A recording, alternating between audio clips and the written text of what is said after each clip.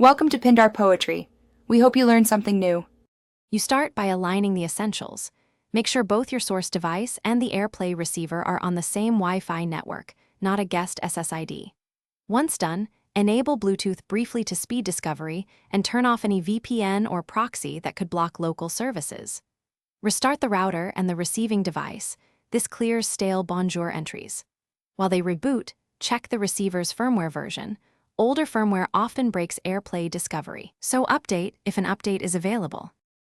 Now focus on discovery and permissions.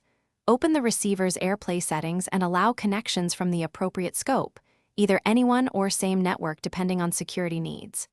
On your device, open Control Center or the screen mirroring menu. Watch for the receiver to appear.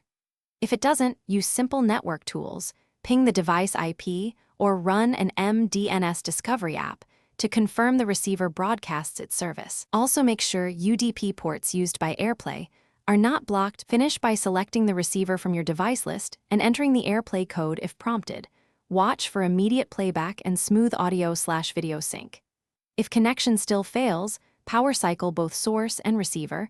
Try connecting both to an iPhone hotspot to bypass the router, and then test again.